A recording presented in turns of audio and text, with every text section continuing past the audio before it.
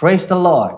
I bring you greetings together with our beloved prophet Vincent Selva Kumar and Voice of Jesus Ministries in this special Christmas online service.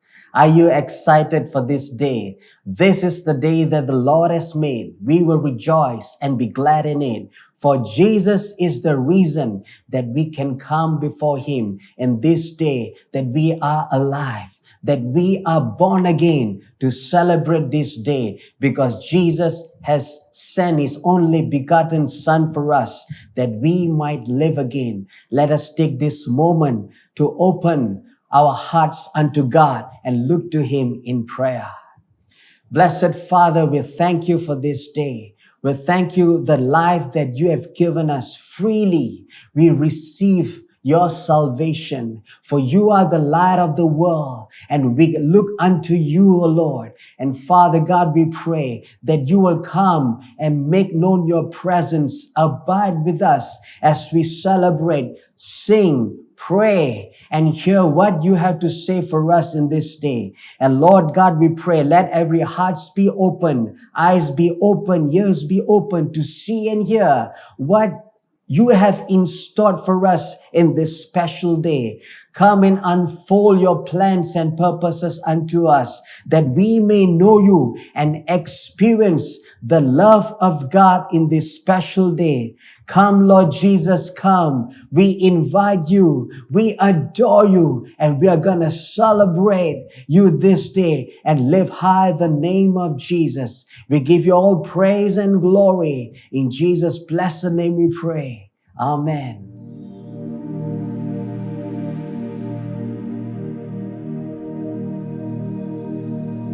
Christmas அப்படின்னு சொன்னாலே எல்லாருக்குமே ரொம்ப சந்தோஷமான ஒரு நாள் அப்படின்னு தான் சொல்லணும். ஒரு மகிழ்ச்சியும் சந்தோஷமும் நிறைந்த ஒரு நன்னாள் தான் கிறிஸ்மஸ். பரலோகம் விலையேற பெற்ற பொக்கிஷத்தை, மகிமையை இந்த பூமிக்கு தந்தருளின நாள், அதுதான் இந்த கிறிஸ்மஸ். அந்த நாளை தான் நம்ம எல்லாருமே சேர்ந்து ரொம்ப சந்தோஷமாக நம்ம செலிப்ரேட் பண்றோம்.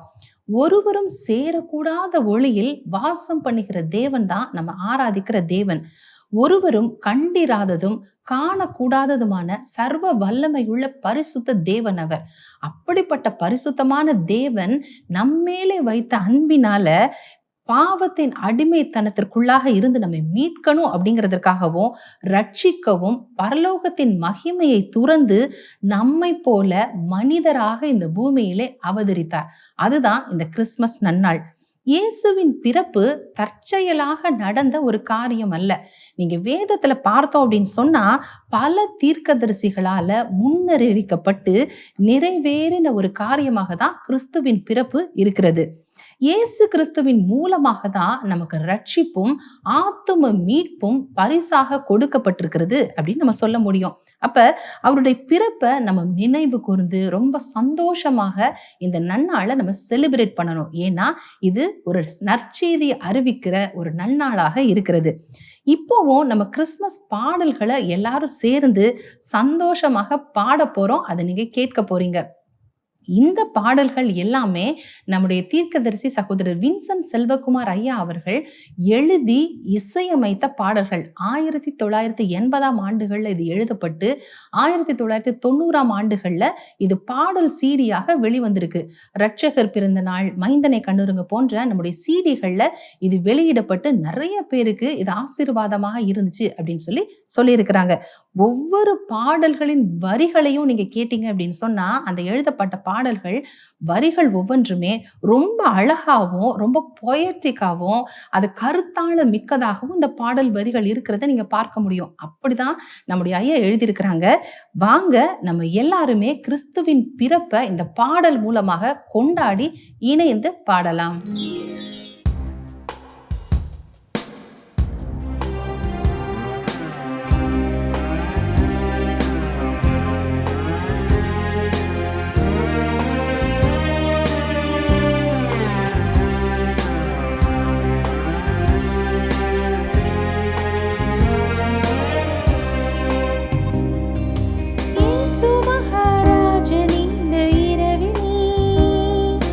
பெத்லகேம் புல்ல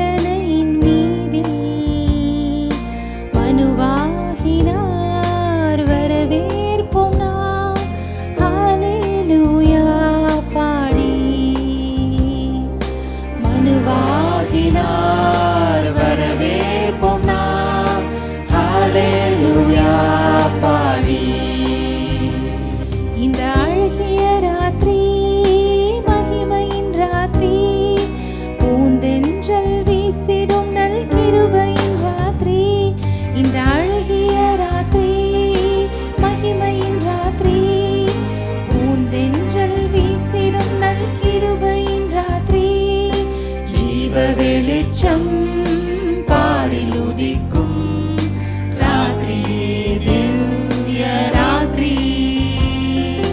இயேசு மகாராஜன் இந்த இரவில் பெத்லகேம் புல்லனையின் மீதில் மனுவாகினார், வரவேற்போம் நாம் ஹல்லேலூயா பாடி. மனுவாகினார், வரவேற்போம் நாம் ஹல்லேலூயா பாடி.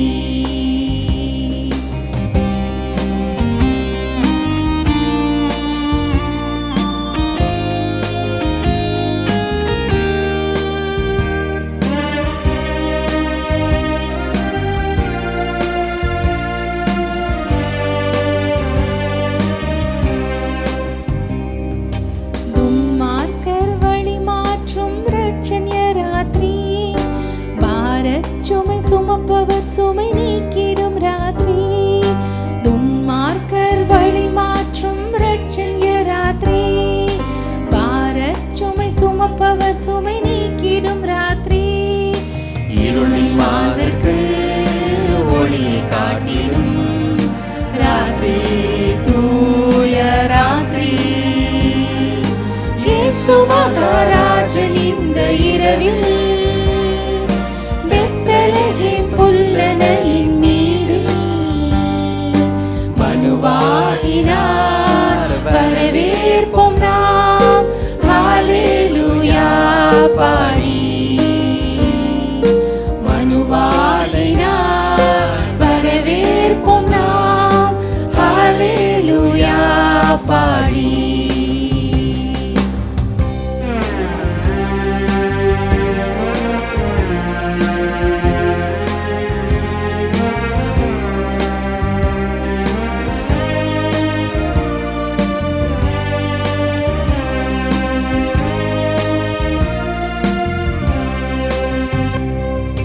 வழிகாட்டும் நட்சத்திரம் மின்னிடும் ராத்திரி, ஞானிகளும் ஆவலுடன் தேடிடும் ராத்திரி. வழிகாட்டும் நட்சத்திரம் மின்னிடும் ராத்திரி, ஞானிகளும் ஆவலுடன் தேடிடும் ராத்திரி. ஆட்டிளையர்கள் பாடி மகிழும் ராத்திரி, புண்ணிய ராத்திரி. இயேசு மகாராஜன் இந்த இரவில் பெத்லகேம் புல்லனையின் மீதில் மனுவாகினார், வரவேற்போம் நாம் ஹல்லேலூயா பாடி. மனுவாகினார், வரவேற்போம் நாம் ஹல்லேலூயா பாடி.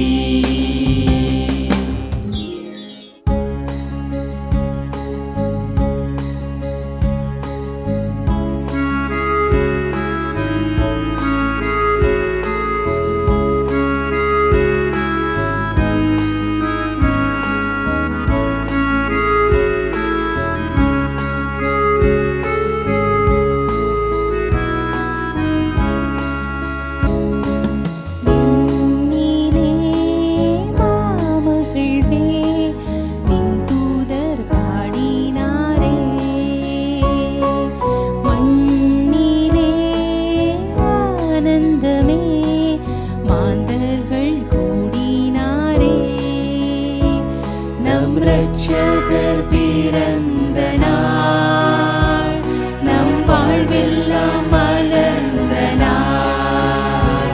நம் இரட்சகர் பிறந்த நாள், நம் வாழ்வெல்லாம் மலர்ந்த நாள். நட்சத்திரம் கானம் பாட, விண்முகிலும் பனியை தூவ. நட்சத்திரம்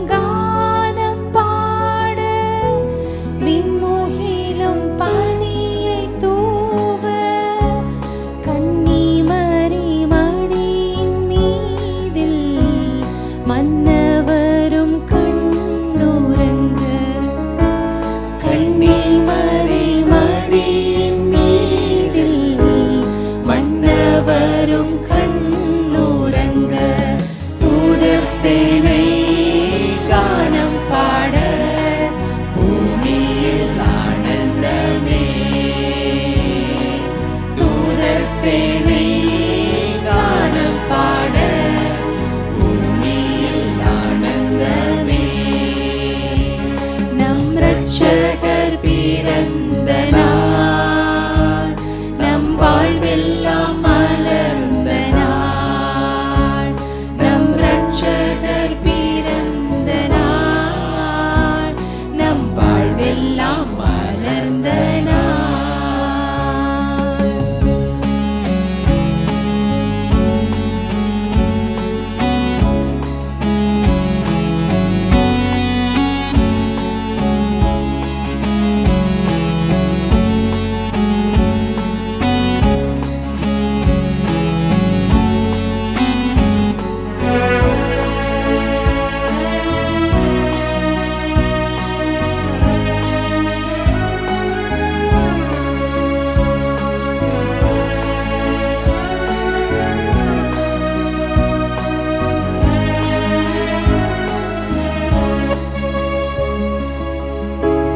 ஞானிகளும் தேடி வந்து காணிக்கைகள் படைத்து அங்கு. ஞானிகளும் தேடி வந்து காணிக்கைகள் படைத்து அங்கு. கையெடுத்து கூப்பி நின்று வணங்கிடும் ஞானமது. கையெடுத்து கூப்பி நின்று வணங்கிடும் ஞானமது. சாலமோனில் பெரியவர், சர்வ வல்லவர். சாலமோனில் பெரியவர், சர்வ வல்லவர். நம் இரட்சகர் பிறந்த நாள், நம் வாழ்வெல்லாம் மலர்ந்த நாள்.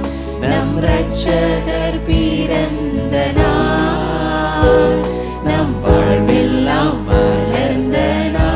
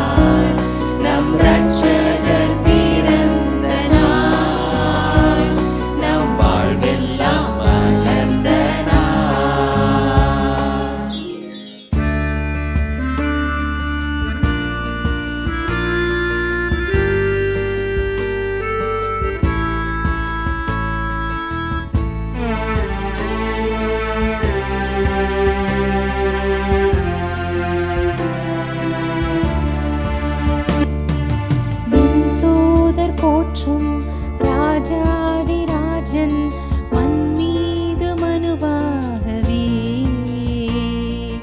பெத்லகேம் ஏழை குடில் தன்னை தேடி அன்போடு வந்தாரே. விண்தூதர் போற்றும் ராஜாதிராஜன் மண் மீது மனுவாகவே பெத்லகேம் ஏழை குடில் தன்னை தேடி அன்போடு வந்தாரே. திருவார்த்தை மனுவாகியே உருவான கோலம் இதே. திருவார்த்தை மனுவாகியே உருவான கோலம் இதே. ஈசாய் வேரில் கிளை ஒன்று தோன்றி உலகெங்கும் அரசாளுமே. ஈசாய் வேரில் கிளை ஒன்று தோன்றி உலகெங்கும் அரசாளுமே. என்றே உரைத்த ஏசாய வார்த்தை இயேசுவில் நிறைவானதே. என்றே உரைத்த ஏசாய வார்த்தை இயேசுவில் நிறைவானதே. இயேசுவில் நிறைவானதே. விண்தூதர் போற்றும் ராஜாதிராஜன் மண் மீது மனுவாகவே பெத்லகேம் ஏழை குடில் தன்னை தேடி அன்போடு வந்தாரே.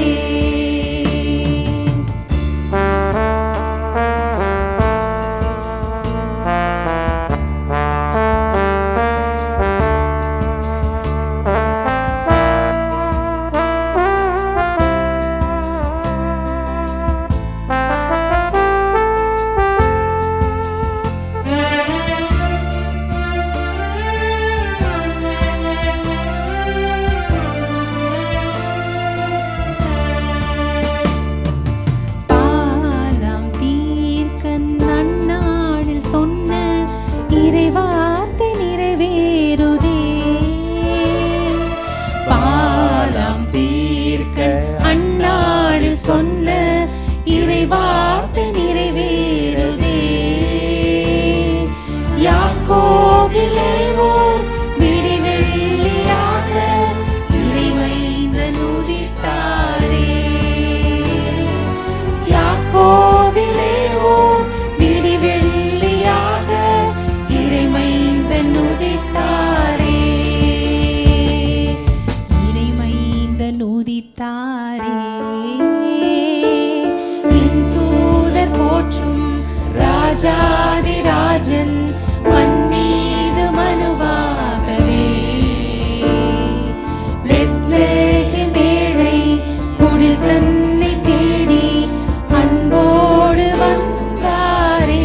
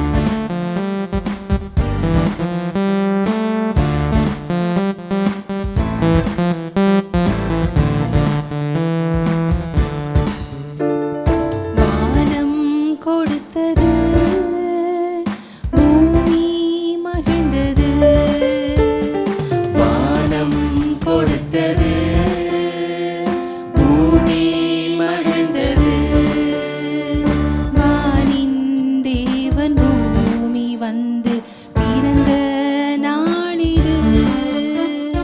வானின் தேவன் பூமி வந்து பிறந்த நாளிது.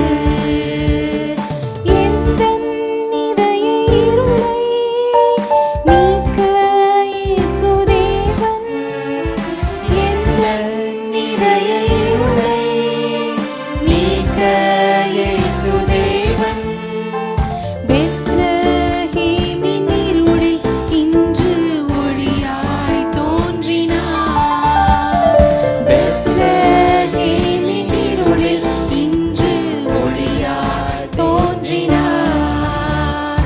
வானம் கொடுத்தது, பூமி மகிழ்ந்தது. வானம் கொடுத்தது, பூமி மகிழ்ந்தது. வானின் தேவன் பூமி வந்து பிறந்த நாளிது. வானின் தேவன் பூமி வந்து பிறந்த நாளிது.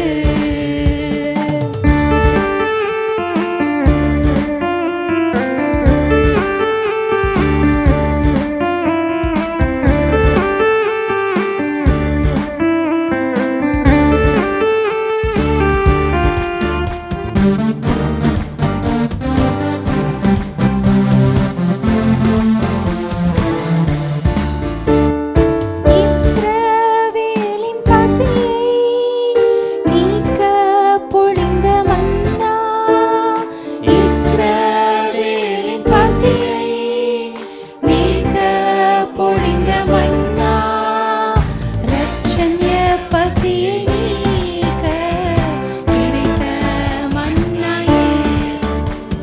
இரட்சண்ய பசியை நீக்க கிடைத்த மன்னா இயேசு. வானம் கொடுத்தது, பூமி மகிழ்ந்தது. வானம் கொடுத்தது, பூமி மகிழ்ந்தது. வானின் தேவன் பூமி வந்து பிறந்த நாளிது. வானின் தேவன் பூமி வந்து பிறந்த நாளிது.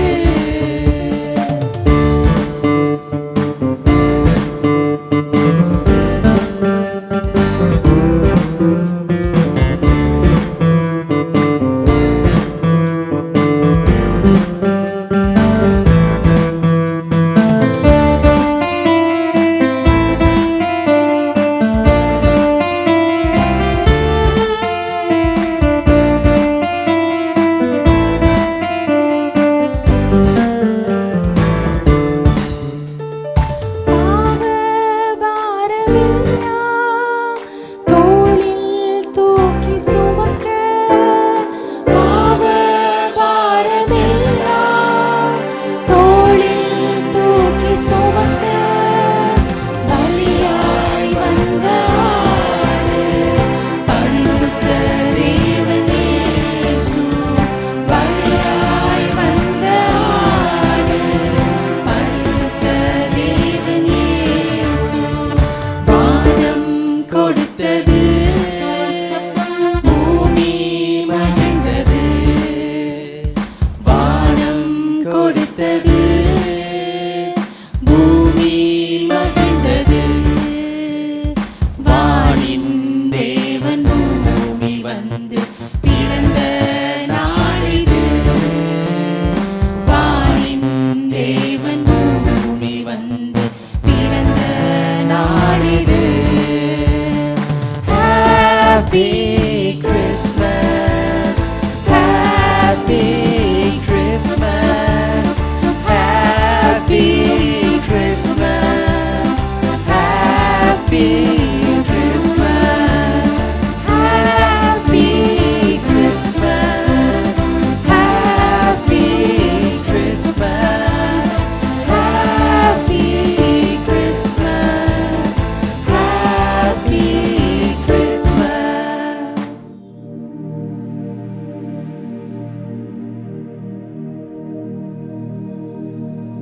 நம்முடைய மேசியாவாகிய இயேசு கிறிஸ்து நம்மை பாவத்திலிருந்து விடுவித்து மீட்டு ரட்சிப்பை அருளணும் அப்படிங்கிறதுக்காக தான் முதலாவது முறையாக இந்த பூமிக்கு மனுஷகுமாரனாக இறங்கி வந்தார். அவருக்கென்று பாதைகளை செவ்வை பண்ணும் அப்படின்றதுக்காக தீர்க்கதரிசி யோவான் ஸ்நானகனை தேவனாகிய கர்த்தர் முன்குறித்து அந்த ஊழியத்துல பயன்படுத்தினதை நம்ம பார்க்கிறோம். அவரு தான் கர்த்தருக்கு அப்படின்னு சொல்லி பாதைகளை செவ்வைப்படுத்துகிற ஊழியத்தை நிறைவேற்றினார்.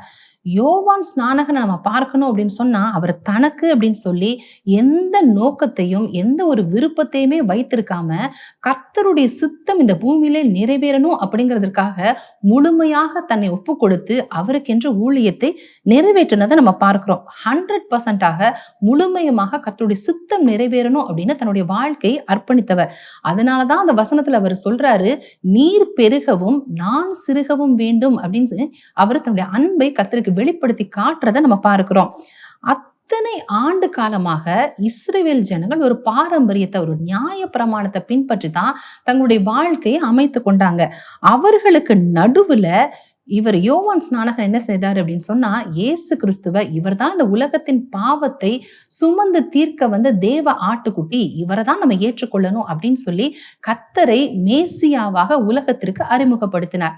அது மாத்திரமல்ல, மனம் திரும்புங்கள், பரலோக ராஜ்யம் சமீபமா இருக்கு அப்படின்னு சொல்லி கர்த்தருடைய வருகை முதலாவது ஒருவர் வந்தாருல, அத ஜனங்களுக்கு நடுவுல ஒரு விதைக்கிற உன்னதமான பணியை தான் இந்த யோவான் ஸ்நானகன் செய்தார் அப்படின்னு சொல்லி பார்க்கிறோம். அப்ப அது போல இந்த கடைசி நாட்கள்ல இயேசு கிறிஸ்து இந்த முழு உலகத்திற்குமே, இந்த அகில உலகத்திற்குமே ராஜாதி ராஜாவாக வர போறாரு. அப்படி அவர் வரணும் அப்படின்னு சொன்னா இந்த பூமி பரிசுத்தமாக்கப்படணும், அவருக்கென்று வருகிற அந்த பாதை செவ்வைப்படுத்தப்படணும். அப்ப அந்த நாட்கள்ல யோவான் ஸ்நானகன் ஒரே ஒரு தீர்க்கதரிசி தான் எழும்பினார். அப்ப இந்த கடைசி காலத்துல இந்த முழு உலகமும் கர்த்தருக்கு வேணும் அப்படின்னா இந்த கடைசி காலத்துல ஒரு திரள் கூட்ட தீர்க்க தரிசன தலைமுறை எழும்பணும்.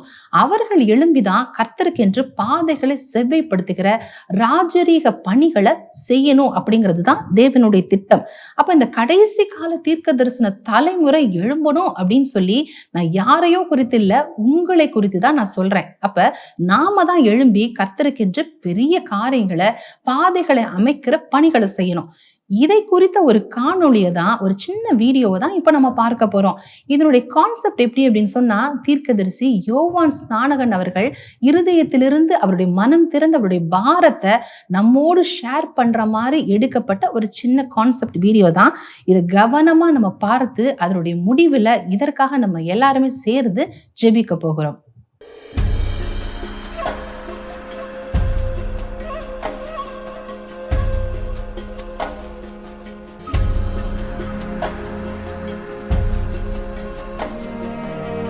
உலகத்தின் பாவங்களை சுமந்து தீர்க்கும் தேவ ஆட்டுக்குட்டியாகிய இயேசு கிறிஸ்துவுக்கு வழியை செவ்வி பண்ணுங்கள் என்று வனாந்திரத்தில் கூப்பிடுகிறவனுடைய சத்தமாகிய தீர்க்கதரிசி யோவான் ஸ்நானகனாகிய நான் என் மனதின் பாரங்களை உங்களோடு மனம் திறந்து பகிர்ந்து கொள்கிறேன். ஏனென்றால் நீங்கள் தான் என்னை போல இயேசு கிறிஸ்துவின் 2ஆம் வருகைக்கு வழியை ஆயத்தம் பண்ண போகிற கடைசி கால தீர்க்கதரிசிகளின் சந்ததி என்று நான் நிச்சயமாய் அறிந்திருக்கிறேன். அன்று தம்முடைய ஜனமாகிய இஸ்ரவேலுக்கு தம்மை மேசியாவாக வெளிப்படுத்த வந்த இயேசு கிறிஸ்துவுக்கு வழியை ஆயத்தப்படுத்த உன்னதமான தேவன் என்னை அவருடைய தீர்க்கதரிசியாக எழும்ப பண்ணினார். எலியாவின் ஆவியினாலும் பலத்தினாலும் என்னை நிரப்பி பயன்படுத்தினார்.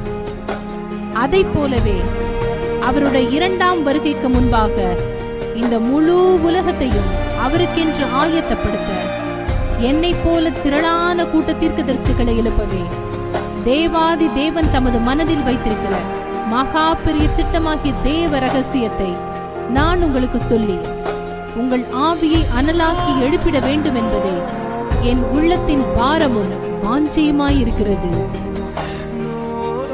ஏனெனில் அன்று இஸ்ரவேல் என்னும் ஒரு தேசத்துக்கு நான் ஒரு தீர்க்கதரிசியே போதுமானவராக இருந்தேன்.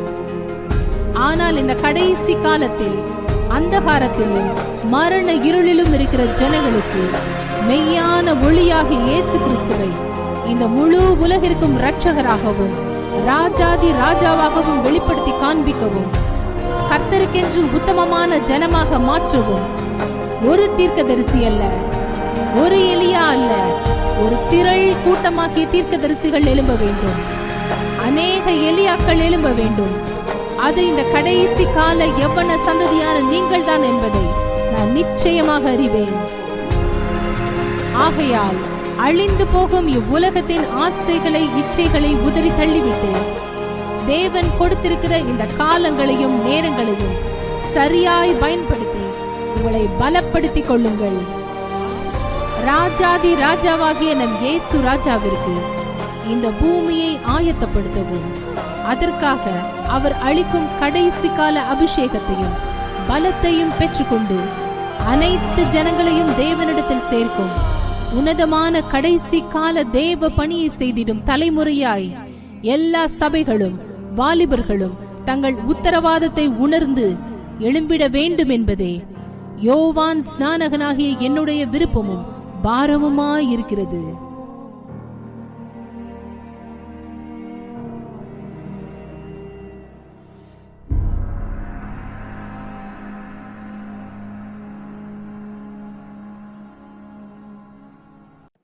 We are all living in the end times and in the last days that is going to approach very soon.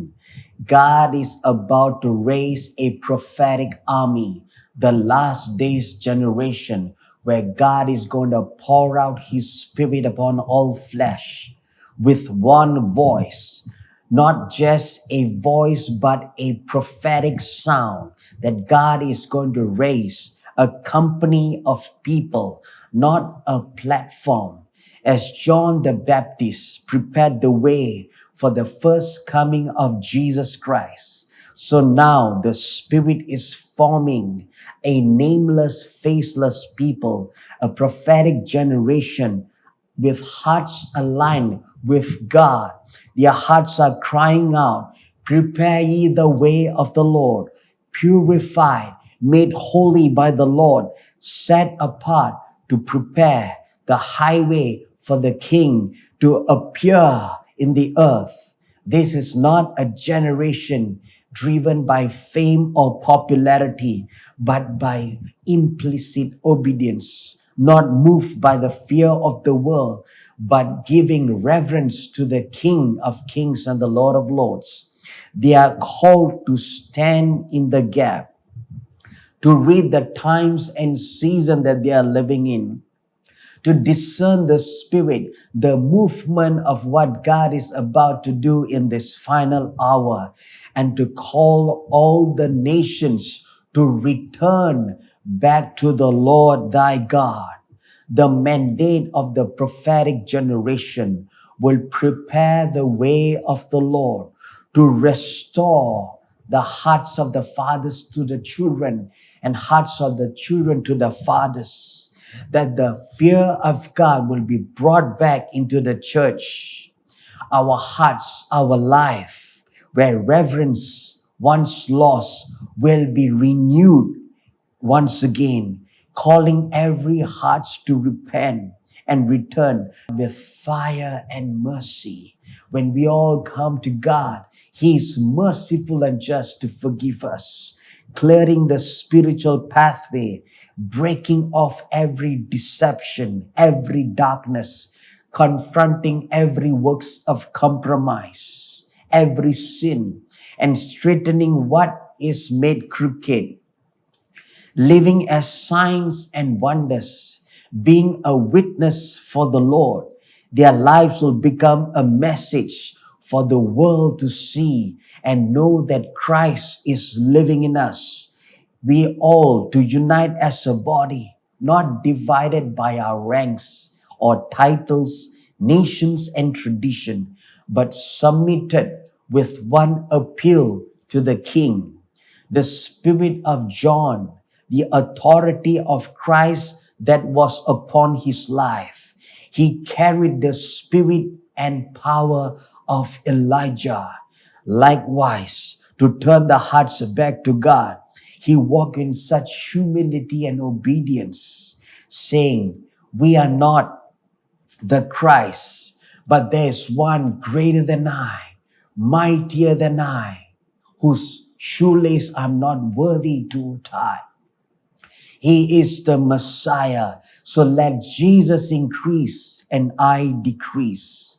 They prepare the way for the King to come, for the arrival. So there is a prophetic charge. Prepare the way of the Lord, for the King of Kings is coming back again to the earth to rule and reign. So this generation must prepare and make ready the highway for the King. John the Baptist prepared the way for the Lamb of God. The last days generation must prepare the way for the returning of the King of Kings and the Lord of Lords. John the Baptist cried in the wilderness, make straight a highway for the Lord. The wilderness is not just a place, but it is a representation of the condition of our hearts. It is dry, distracted, but we must be on the waiting mode. Today, the world begins to feel like a wilderness. There are noises everywhere, yet truth is not profound. Everywhere is crowded, hearts are empty, and still God is seeking for true voices of God, not just platforms. So the time is now to prepare the way, to repent, for the kingdom is near. The last day's call is to go deeper and return, for the King, Jesus, is knocking at the door of your heart. This generation role is not just only to prepare the world for his coming, but to prepare. God is going to prepare his people to reflect him, to reflect his light, the glory of his salvation, that he will manifest through us, so that the world will see the King of Kings once again in this time. Come now, let us take some time to pray for what God is urging us in our hearts in this time. God is raising a prophetic company to prepare the way of the Lord. They must be strong and zealous to operate in the spirit and power of Elijah. The mission is to fulfill the will of heaven and not loving their life even unto death. So let us come, join our hearts, and let us pray. எங்கள் அன்பான பரலோக பிதாவே, அன்பான இயேசுவே, ஆண்டவரே, இதோ இந்த வேளையில கர்த்தாவே அப்பா, உம்முடைய சமூகத்தில் எங்களை அர்ப்பணித்து ஜெபிக்கிறோம் அப்பா. ஆண்டவரே, நீர் இந்த பூமியில மனுஷனாக அவதரிப்பதற்கு முன்பதாக ஆண்டவரே, ஒரு யோவான் தீர்க்கதரிசி வழிகளை ஆயத்தப்படுத்த, வழிகளை செவ்வைப்படுத்த ஆண்டவரே போதுமானவராக இருந்தார். ஆனால் இந்த கடைசி காலத்திலோ உலகமெங்கும் கர்த்தாவே அப்பா, ஆண்டவரே, அநேக தீர்க்கதரிசிகள் எழும்ப வேண்டி இருக்கிறதே. ஆவியிலே பலம் உள்ளவர்கள், வைராக்கியம் உள்ளவர்கள், தேவனுக்கென்று கர்த்தாவே அப்பா கிரியை செய்கிறவர்கள், வல்லமை நிறைந்த தீர்க்க தரிசன சேனை, ஒரு யௌன சந்ததி கர்த்தாவே ஆண்டவரே எழும்ப வேண்டி இருக்கிறபடினால் கர்த்தர் கிரியை செய்வீராக ராஜா. பலத்த காரியங்களை நிறைவேற்றுவீராக சுவாமி. ஆண்டவரே அப்பா, தங்கள் ஜீவனையும் பாராதபடிக்கு ஆண்டவரே தேவ சித்தம் இந்த பூமியிலே நிறைவேற பிரயாசப்படுகிற ஆண்டவரே ஒரு பெரிய தீர்க்க தரிசன சேனை ஆண்டவரே உலகத்திலே எழும்பும்படிக்காய் கர்த்தாவே நீர் கிரியை செய்வீராக ராஜா. தேவனாகிய கர்த்தர் ராஜாதி ராஜாவாய் ஆண்டவரே இந்த பூமியில ராஜரீகம் பண்ணுவதற்கு கர்த்தாவே ஒரு பெரிய யௌன சந்ததி கர்த்தாவே ஆண்டவரே எழும்பும்படிக்காய் உம்முடைய சமூகத்தில் அர்ப்பணித்து நாங்கள் ஜெபிக்கிறோம். கர்த்தர் பெரிய காரியங்களை செய்யுங்க, ஆசீர்வதிங்க. இயேசுவின் நாமத்தினால் ஜெபிக்கிறோம் பிதாவே, ஆமென். The prophetic generation must rise with the last days anointing, as God promised that he will pour out upon all flesh. They must be filled with the power to demonstrate God's glory.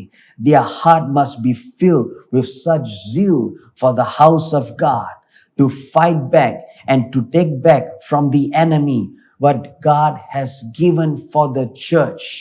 Come, let us join our hearts and pray with zeal. உன்னதமான தேவனையும் நாங்கள் ஸ்தோத்தரிக்கிற ஆண்டவரே, இந்த கடைசி காலங்களில் அப்பா உடைய பணிகளை நிறைவேற்றத்தக்கதான தலைமுறையினரை நீர் எழுப்பி கொண்டிருக்கிறதுக்காக நாங்கள் நன்றி செலுத்துகிறேன் ஏசப்பா. தேவன் ராஜாதி ராஜாவாய் பூமிக்கு வரும்படி பாதைகளை செவ்வை பண்ணுகிற கடைசி கால தலைமுறையினரை தேவன் ஆண்டவரே அப்பா தம்முடைய அபிஷேகத்தினால நிரப்பவும், இப்படிப்பட்ட மகத்தான ஊழியத்தை நிறைவேற்றத்தக்கதாக அவர்களுக்கென்று நீர் வைத்திருக்கிற வல்லமையினாலும் வரங்களினாலும் அவர்கள் நிரப்பப்படவும் நாங்கள் ஜெபிக்கிற ஆண்டவரே. தேவன் தம்முடைய வார்த்தையினால உண்டாக்கின இந்த பூமியை தீட்டுப்படுத்தி வைத்திருக்கிற பொல்லாத சத்ருவுக்கு எதிர்த்து நின்று அவனை ஜெயிக்கவோ, அவனுடைய கரங்களிலிருந்து இந்த பூமி ஆண்டவரே அப்பா ஆண்டவரை திருப்ப பெறவும் தக்கதான ஆண்டவரே வைராக்கியம் உள்ள தலைமுறையினரை தேவன் ஆண்டவரை திரளாய் எழுப்ப வேண்டுமா நாங்கள் ஜெபிக்கிற இயேசப்பா. இப்படிப்பட்ட தலைமுறையினர் எங்களிலிருந்து எங்க குடும்பங்களிலிருந்து எழும்ப வேண்டுமா நாங்கள் ஜெபிக்கிற ஆண்டவரே. சத்ருவுக்கு விரோதமாய் நிற்கிற திரளான தலைமுறையினர் தீவிரமாய் எழும்பி கிரியை செய்ய வேண்டுமா நாங்க ஜெபிக்கிற இயேசப்பா. நீர் அப்படி செய்கிறதுக்காக நன்றி செலுத்துகிறோம். இயேசு கிறிஸ்துவின் நாமத்தில் ஜெபிக்கிறோம் நல்ல பிதாவே, ஆமென்.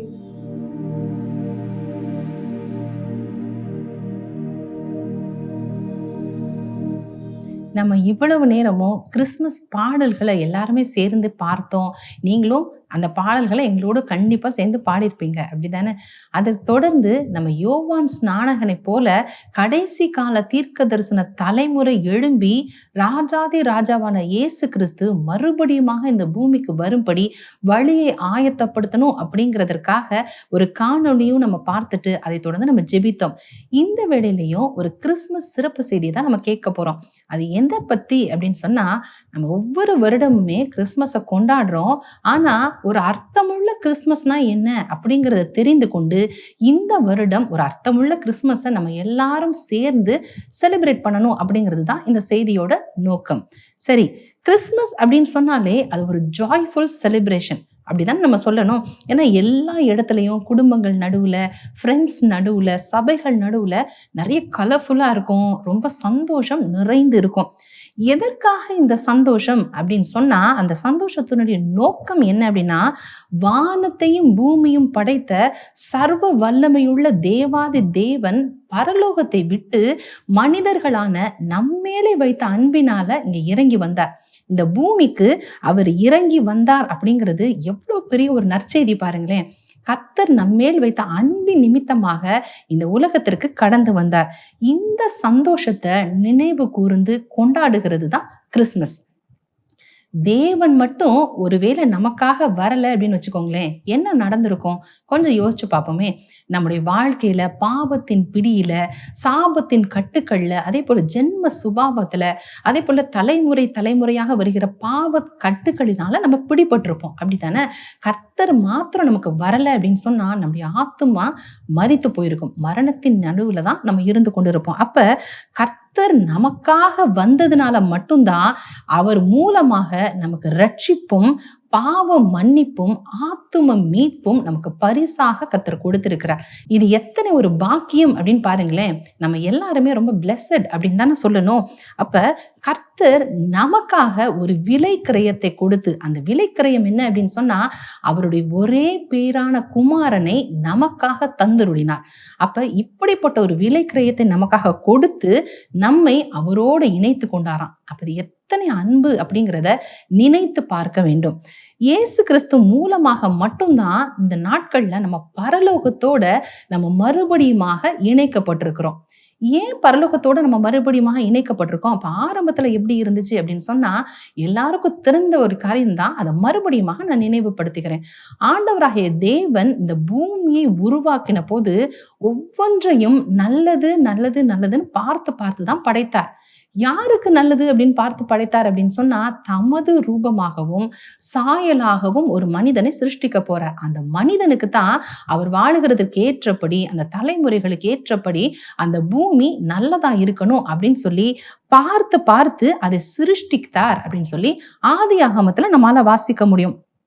அப்படிப்பட்ட நன்மையால் உருவாக்கப்பட்ட அந்த பூமியை சிருஷ்டித்து மனிதர்கள் கையில கர்த்தர் கொடுத்து, இதை ஆண்டு கொள்ளுங்கள் அப்படின்னு சொல்லி அந்த அதிகாரத்தை கொடுக்கிறத நம்ம பார்க்கிறோம். ஆனா சில தவறுகளின் நிமித்தமாக ஏதேன் தோட்டத்துல கீழ்ப்படியாமை அப்படிங்கிற அந்த பாவம் அவர்களுக்குள்ளே பிரவேசித்த போது என்ன நடந்துச்சு அப்படின்னு சொன்னா, சாத்தான் கையில அந்த அதிகாரத்தை விற்று போட்டதை நம்ம பார்க்கிறோம்.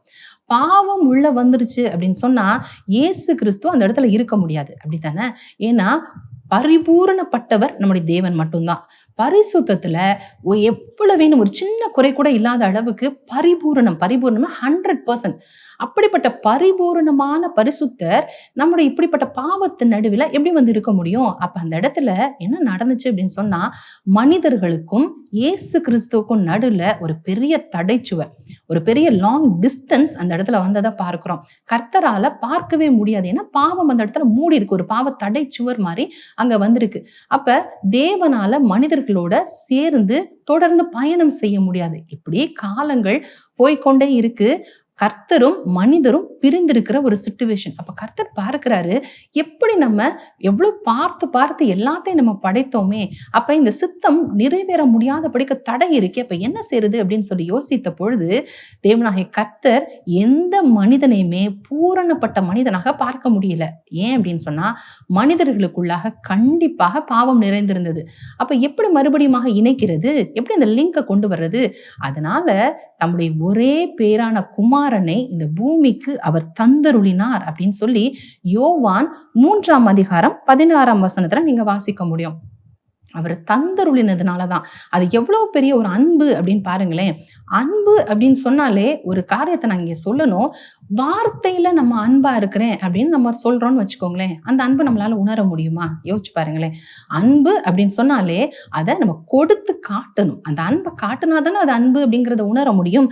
இந்த இடத்துல நம்ம பார்த்தோம் அப்படின்னு சொன்னா, கர்த்தர் வெறும் வாயின் வார்த்தையில நான் உன்னை நேசிக்கிறேன் அப்படின்னு சொல்லல. அந்த இடத்துல அவர் என்ன செஞ்சாரு அப்படின்னா, தம்முடைய ஒரே பேரான தந்தருளி அவருடைய குமாரனை கொடுக்கிறாரு. அந்த கொடுத்து தம்முடைய அன்பை அங்க நிரூபித்து காட்டுகிறார் அப்படின்னு சொல்லி நம்ம பார்க்கிறோம். அப்ப அதனாலதான் இயேசு கிறிஸ்துவின் மூலமாக தான் பரலோகத்தோடு நம்ம மறுபடியுமாக இணைக்கப்பட்டிருக்கிறோம் அப்படின்னு சொல்லி பார்க்கிறோம். அப்ப இந்த நாட்கள்ல இயேசு கிறிஸ்து எதற்காக வந்தார் அப்படின்னு சொன்னா, இழந்ததை மீட்கும் படிக்காக, எங்கெங்க எதெல்லாம் இழந்து போயிருக்கிறாரோ அதை மீட்கும் படிக்காகவும் ரட்சிக்கும் படிக்காகவும் தான் கர்த்தர் இறங்கி வந்தார்.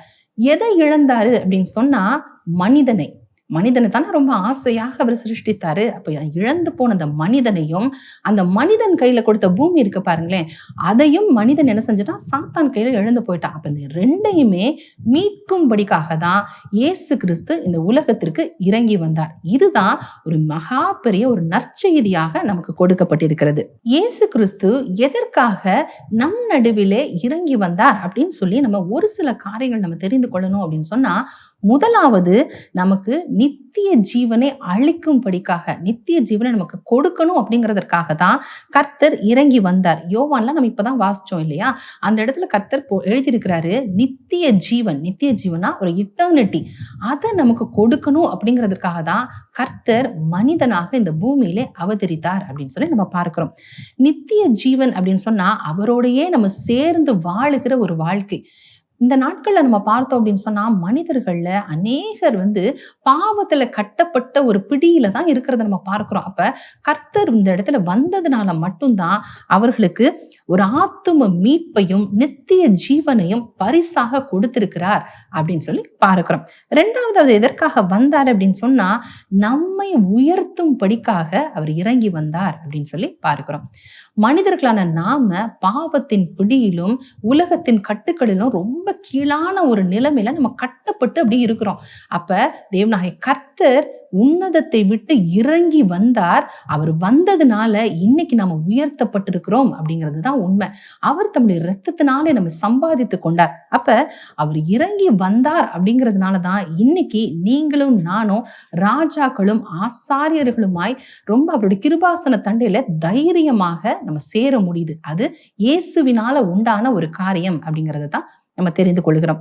மூன்றாவது அவர் எதற்காக வந்தாரு அப்படின்னு சொன்னா, அவர் மூலமாக கர்த்தர் நமக்கு எழுதி கொடுத்த ஒவ்வொரு வாக்கு தத்தங்களும் தீர்க்க தரிசனங்களும் வேத வசனங்களும் கூட நடக்கணுங்கிறதற்காக, அதற்கு உயிர் கொடுக்கணும் அப்படிங்கிறதற்காக தான் கர்த்தர் இறங்கி வந்தார்.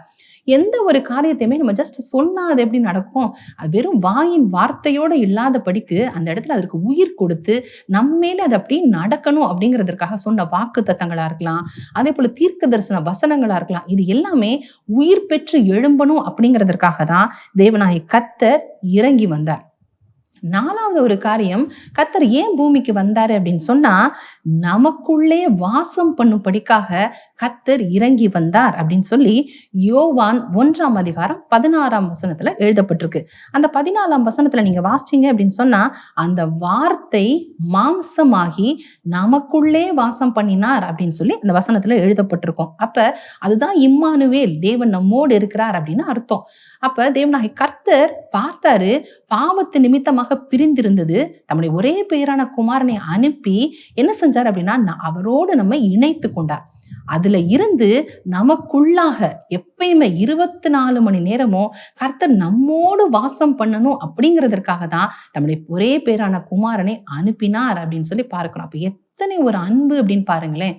அப்ப கர்த்தர் நம் மேல் வைத்த அன்பினாலதான் பரலோகத்தை துறந்து இறங்கி வந்திருக்கிறார். அதை கொண்டாடுறது தான் உண்மையான ஒரு கிறிஸ்மஸாக இருக்கும். அது மாத்திரமல்ல, இயேசு கிறிஸ்து இந்த பூமியிலே வந்த போது அவர் தேவனாகவே இருந்தாலும் மனுஷ குமாரனாக நம் நடுவில் இறங்கி வந்தார். அப்ப நம்மை போல பாடுகள் உள்ள ஒரு மனிதரா தான் அவரு தன்னுடைய வாழ்க்கையை 33.5 வருடங்களாக வாழ்ந்தார். அவரு ஒரு மனிதன் எப்படி கர்த்தருடைய பிள்ளை எப்படியெல்லாம் வாழணும் அப்படிங்கிறதுக்கு ஒரு முன்மாதிரியை நமக்கு வைத்து போயிருக்கிறார். அந்த இடத்துல அவர் என்ன செய்யறாரு அப்படின்னா, இப்படித்தான் நம்ம வாழ்க்கை இருக்கணும், நம்ம பரலோகத்துக்கு நம்ம போகணும் அப்படின்னு சொன்னா நம்ம இந்த பாதையின் வழியாக தான் நம்ம கடந்து போகணும் அப்படின்னு சொல்லி தம்முடைய அடிச்சுவடுகளை நம்ம பின்பற்றணும் அப்படிங்கிறதுக்காக வைத்து போயிருக்கிறார். அப்ப அவருடைய அன்பை நமக்கு பகிர்ந்து கொடுத்து அந்த இடத்துல நம்ம எப்படியெல்லாம் வாழணும் அப்படிங்கிறதுக்கு ஒரு முன்மாதிரியாக வைத்து அவர் என்ன செய்யறாரு அப்படின்னு சொன்னா, எல்லாம் அந்த அவர் ஊழியம் செய்த அந்த காலகட்டங்களை நம்ம பார்க்கணும் அப்படின்னு சொன்னா, அந்த ஒரு நாள் கூட அவர் சும்மா இருக்கல, எல்லாமே பிதாவின் சித்தத்தை தான் நிறைவேற்றினார். எப்படி அந்த ஊழியத்தை செய்தார் அப்படின்னு சொன்னா, அன்போடையும் மனதுருக்கத்திலையும் நிறைந்த ஊழியத்தை செய்தார் அப்படின்னு சொல்லி பார்க்கிறோம். பாருங்களேன், எந்த இடத்துலயுமே அன்பு பிளஸ் மனதுருக்கம், இதுதான் ஃபார்முலா. அப்ப நாமும் இந்த நாள்ல ஊழியம் செய்யணும் அப்படின்னு சொன்னா, சும்மா ஏதோ நமக்கு நேரம் கிடைக்கிற இடத்துல எல்லாம் நம்ம போய் சும்மா செய்யறது பேரு ஊழியம் கிடையாது. ஊழியம் அப்படின்னு சொன்னா அது அன்பினாலே சாரமேற்றப்பட்டதாக, மனதுருக்கத்தினாலே நிரம்பினதாக இருக்கணும். அந்த ஊழியம் தான் தேவனால அங்கீகரிக்கப்படும் அப்படிங்கிறது தான் இங்க நம்ம தெரிந்து கொள்ளுகிறோம். ஏன்னா ஆண்டவராகிய கர்த்தர் ஊழியம் செய்த நாட்கள்ல நிறைய பேரை சொஸ்தமாக்குறதுக்கு போயிருந்தாரு. அப்ப அவங்களை பார்த்த உடனே முதல்ல அன்பு கூர்ந்தாரு, 2வது மனதுருகினார், அப்புறம் தான் சொஸ்தமாக்கினார் அப்படின்னு சொல்லி பார்க்கிறோம். அப்ப இந்த நாட்கள்ல அன்பும் மனதுருக்கமும் கண்டிப்பாக நம்ம ஒவ்வொருத்தருக்கும் இருக்கணும்.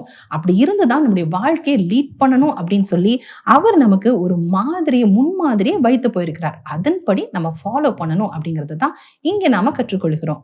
தேவனுடைய அன்பை எப்படி நம்ம வெளிப்படுத்துறது அப்படின்னு சொல்லி பார்க்கணும்னா, அதுக்கு 2 பிரதானமான ஒரு காரியம் இருக்கு. அது என்ன அப்படிங்கிறத இந்த கிறிஸ்துமஸ் தினத்துல நம்ம தெரிந்து கொண்டு அதன்படி நம்ம ஃபாலோ பண்ணுவோம். முதலாவது என்ன அப்படின்னு சொன்னா, நற்செய்தியை அறிவிக்கணும். இது நம்மேல் விழுந்த கடமையாக இருக்கிறது. தேவனை அறியாத இருளில் இருக்கிற ஜனங்கள் யாரு அப்படின்னு சொல்லி பார்த்து நாம பெற்றுக்கொண்ட அந்த ரட்சிப்பு இருக்குல்ல, அதை அவர்களிடத்துல கொண்டு போய் சொல்றது. நாம எப்படிலாம் பாவத்துல மரித்திருந்தோம், எவ்வளவு கஷ்டப்பட்டோம், எவ்வளவு கண்ணீர்ல இருந்தோம், நம்முடைய வாழ்க்கையை நம்ம திரும்பி பார்த்தோம் அப்படின்னு சொன்னா, எனக்கு நான் உயிரோடு இருக்கிறதே கர்த்தராலதான் அப்படின்னு உங்களால சொல்ல முடியும்ல. அப்ப நாம பெற்றுக்கொண்ட இந்த ரட்சிப்பை தேவனை அறியாத ஜனங்கள் நடுவில் இருளில் வாழ்ந்து கொண்டிருக்கிற ஜனங்களுக்கு கர்த்தரை கொண்டு வந்து அறிவிப்பது, அதுதான் நற்செய்தி. கர்த்தர் இந்த உலகத்துல இறங்கி வந்தாரு, அதனால நான் ரட்சிக்கப்பட்டிருக்கிறேன், அதனால நான் சந்தோஷமா இருக்கிறேன், அதனால நான் மீட்கப்பட்டிருக்கிறேன், அதனால நித்திய ஜீவன் எனக்கு பரிசாக கொடுக்கப்பட்டிருக்கிறது அப்படிங்கிற நற்செய்திய எல்லா ஜனங்களுக்கும் நம்ம போய் அறிவிக்கணும். இது நம் எல்லார் மேலும் விழுந்த ஒரு கடமையாக இருக்கிறது அப்படின்னு சொல்லி நம்ம பார்க்கிறோம். 2வது காரியம் என்ன அப்படின்னு சொன்னா, இது ரொம்பவும் முக்கியமானது, பிரதானமானது அப்படின்னே நான் சொல்லலாம். என்ன அப்படின்னு பார்த்தா, நற்கிரியைகளை செய்வது. நற்கிரியைகளை செய்யணும் அப்படிங்கிறதுக்காக தான் இந்த நாட்கள்ல தேவனாகிய கர்த்தர் நம்மை சிருஷ்டித்திருக்கிறேன் அப்படின்னு வசனத்துல எழுதியிருக்கிறத நம்ம பார்க்கிறோம். நார்மலா நம்ம என்ன செய்வோம் அப்படின்னு சொன்னா, ஒரு கிறிஸ்மஸ் அப்படின்னு வச்சுக்கோங்களேன். எந்த ஒரு பண்டிகை காலம் வந்துருச்சு, கிறிஸ்மஸா இருக்கலாம், இல்ல நியூ இயரா இருக்கலாம், எந்த ஒரு செலிப்ரேஷன் அப்படின்னு வந்துட்டாலே நம்ம என்ன செய்வோம், கிஃப்ட்ஸ் கொடுக்கறத வழக்கமாக வைத்திருப்போம். நீங்களும் கூட இந்த கிறிஸ்மஸ் தினத்துல நிறைய கிஃப்ட்ஸ்லாம் பிளான் பண்ணி என்ன கொடுக்கலாம் அப்படிலாம் நிறைய யோசிச்சிருப்போம். ஆனா பொதுவாகவே எல்லாருமே அதை தான் செய்வோம். எங்க நம்ம இந்த கிஃப்ட்ஸை கொடுப்போம் அப்படின்னு சொன்னா, நம்மளுடைய ஃபேமிலி மெம்பர்ஸ்க்கு கொடுப்போம். அதே போல நம்மளுடைய ஃப்ரெண்ட்ஸ் கிட்ட நம்ம கிஃப்ட்ஸ் கொடுத்து நம்முடைய அன்பை பகிர்ந்து கொள்வோம். இன்னும் அடுத்த கட்டமாக இப்பெல்லாம் என்ன பண்றோம்னா, நம்ம சபைகளுக்குள்ள, திருச்சபைகளுக்குள்ள, சர்ச்சஸ்ல கூட நம்ம என்ன செய்வோம், ஒருத்தருக்கு ஒருத்தர் நம்ம அன்பை பகிர்ந்து கொள்ளும் விதமாக கிஃப்ட்ஸ் கொடுக்கறத வழக்கமாக நம்ம வைத்திருக்கிறோம். இது எல்லாமே ரொம்ப சந்தோஷம் தான். ஏன்னா கர்த்தருடைய அன்பை இது மாதிரி நம்ம கொடுத்து நம்ம கொண்டாடுறது ரொம்ப சந்தோஷம். ஆனா இதை விட ஒரு படி மேலான ஒரு காரியம் என்ன அப்படின்னு சொன்னா, இப்ப நான் சொன்னேன் பாத்தீங்களா, நம்முடைய ஃபேமிலி, அதே போல நம்முடைய திருச்சபையா இருக்கலாம், ஃப்ரெண்ட்ஸா இருக்கலாம், நாம எல்லாருமே சேர்ந்து யாரு ரொம்ப நீட்ல இருக்கிறாங்க, தேவையில இருக்கிறாங்க அப்படிங்கிற ஜனங்கள் நடுவுல தேடி போய் அவர்களுக்கு உதவி செய்யறது, நன்மைகளை செய்யறது, அப்படிப்பட்ட காரியங்களை நம்ம செய்கிற பொழுது அது நிமித்தமாக பரலோகத்துல மிகுந்த சந்தோஷம் உண்டாகும். கர்த்தர் அந்த வசனத்துல சொல்றாரு, இதுல நீங்க செய்யற எல்லாமே நீங்க எனக்கு செய்றீங்க அப்படின்னு சொல்லி இங்க சொல்றாரு. சிறியவர்களுக்கு நம்ம எதை செய்யறோமோ அது கர்த்தருக்கே செய்யறது அப்படின்னு சொல்றாரு. அப்ப பாருங்களேன், அப்ப நன்மை செய்கிறத நம்ம ஒரு நாளும் மறந்துடக்கூடாது. ஆனா அந்த நன்மை யாருக்கு செய்யறோம், அந்த கிஃப்டையும் பரிசையும் யாருக்கு கொடுக்கிறோம் அப்படிங்கிறது தான் இந்த கிறிஸ்மஸ்ல நீங்க தீர்மானிக்கணும். நமக்குள்ளாகவே இப்படிப்பட்ட பரிசுகளை கொடுத்து கொண்டு நம்ம சந்தோஷப்படுறதை விட, யாருக்கு தேவையோ அவர்களை தேடி சென்று நம்ம உதவி செய்கிற பொழுது அது உண்மையிலேயே ரொம்ப ஒரு அர்த்தமுள்ள கிறிஸ்மஸாக தான் இருக்கும். ஏன்னா இயேசு கிறிஸ்து தம்முடைய ஒரே பேரான குமாரனை இந்த உலகத்துக்கு தான் கொடுத்தாரு, நமக்கு தானே கொடுத்தாரு. ஏன்னா நமக்கு தான் அவர் தேவைப்பட்டாரு. அப்ப அதே போல யாரு தேவையுள்ள ஜனங்களோ அவங்க நம்மளை தேடி வர்றதில்ல, நாம் அவர்களை தேடி செல்லணும். அதுதான் கர்த்தர் ரொம்ப பிடிக்கிற ஒரு காரியம் அப்படின்னு சொல்லி பார்க்கிறோம். இதுல இன்னொரு முக்கியமான ஒரு கோணம் என்ன அப்படின்னு சொன்னா, நாம இப்படி நற்கிரியைகளை செய்கிற பொழுது பரலோகத்திலே பொக்கிஷங்களை சேர்த்து வைக்கிறோம் அப்படின்னு சொல்லி கர்த்தர் அந்த இடத்துல வசனத்துல எழுதி இருக்கிறத பார்க்கிறோம். பாருங்களேன், இந்த உலகத்துல நம்ம நிறைய பொக்கிஷங்களை பல வகைகள்ல நம்ம சேர்த்து வைப்போம். பேங்க்ல ஒரு டெபாசிட்டா இருக்கலாம், அதே போல நிறைய இன்வெஸ்ட்மெண்ட் பண்ணியிருப்போம். பரலோகத்துல எப்படி இன்வெஸ்ட் பண்றது? ஏன்னா நம்ம அங்கதான் போய் வாழ போறோம், அப்படிதானே? இட்டர்னல் லைஃப் இங்க நமக்கு நியமிக்கப்பட்டிருக்கு. ஒரு 60, 70, 80 தெரியாது. கர்த்தர் எத்தனை காலம் வச்சிருக்கிறார், அது வரைக்கும் நம்ம வாழுவோம். ஆனா ஆண்டாண்டு காலமாக நித்தியமாக நம்ம வாழ போற இடம் எது அப்படின்னு சொன்னா, தேவனோடு சேர்ந்து இருக்கிற அந்த பரலோகத்துலதான். அப்ப அங்க எப்படி பொக்கிஷத்தை சேர்த்து வைக்கிறது அப்படிங்கிறதுக்கு தான் கர்த்தர் அந்த இடத்துல வழியை சொல்லி கொடுக்கிறாரு. யாருக்கு? நம்ம எளியவர்களுக்கு நம்ம செய்கிற நற்கிரியைகள் பரலோகத்துல நமக்கு ஒரு பொக்கிஷம் மாதிரி, ஒரு ட்ரெஷர் மாதிரி அங்க ஸ்டோர் பண்ணப்படும் அப்படின்னு சொல்லி அந்த இடத்துல கர்த்தர் சொல்றதை நம்ம பார்க்கிறோம். அப்ப இது தேவனாகிய கர்த்தர் ஒரு வழியை சொல்லி கொடுத்திருக்கிறார்ல. அப்ப இந்த நாள்ல நம்ம என்ன செய்யணும் அப்படின்னா, யாரு தேவையுள்ள ஜனங்களோ அவர்களுக்கு தேடி சென்று உதவி செய்யறத இந்த நாள்ல நம்ம ஸ்டார்ட் பண்ணணும்.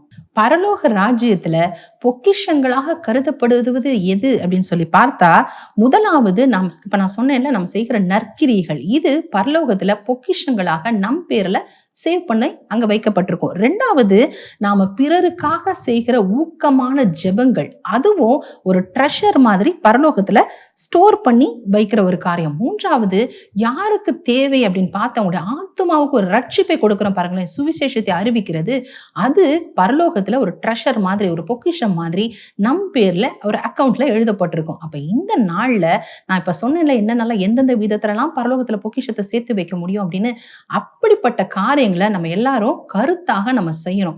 அப்ப இந்த காரியங்களை நம்ம செய்கிற பொழுது ஒரே ஒரு காரியத்தை மட்டும் மறந்துடக்கூடாது. நம்ம நன்மை செய்கிற பொழுது, நற்கிரிகளை செய்கிற பொழுது என்ன காரியத்தை நம்ம மறந்துடக்கூடாது அப்படின்னு சொன்னா, நோக்கம் ரொம்பவுமே முக்கியம். நம்ம எந்த இருதயத்துல நம்ம செய்கிறோம், எப்படிப்பட்ட இருதயத்தோடு, என்ன நோக்கத்தோடு நன்மைகளை செய்கிறோம் அப்படிங்கிறத நம்ம பார்க்கணும்.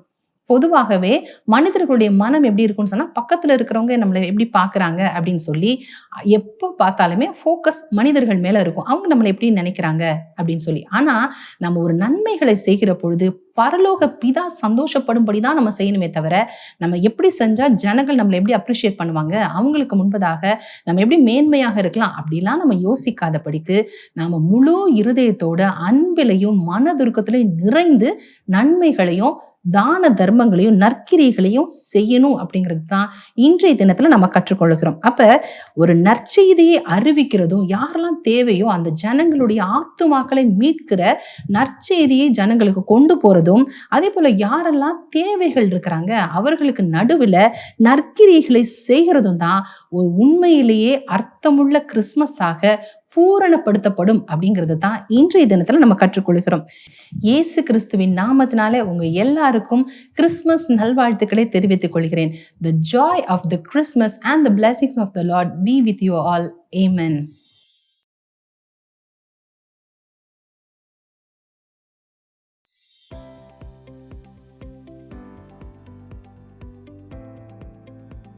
சகோதரர் வின்சென்ட் செலுக்குமார் அவர்களுடைய செய்திகளை தொடர்ந்து கேட்கவும் பார்க்கவும் சகோதரர் வின்சென்ட் செலுக்குமார் அவர்களின் யூடியூப் சேனலை சப்ஸ்கிரைப் செய்து கொண்டு பெல் ஐகானை கிளிக் செய்து கொள்ளுங்கள். வேதத்தின் காரியங்களை அறிந்து கொள்ளவும், கடைசி கால செய்திகளை பற்றி தெரிந்து கொள்ளவும் மற்றும் ஆவிக்குரிய வாழ்க்கையில் இன்னும் வளரவும் இந்த செய்திகள் உங்களுக்கு மிகவும் பிரயோஜனமாக இருக்கும். தொடர்ந்து இந்த யூடியூப் சேனலை பாருங்கள், மற்றவர்களுக்கும் தெரியப்படுத்துங்கள். கர்த்தர் உங்களை ஆசீர்வதிப்பாராக.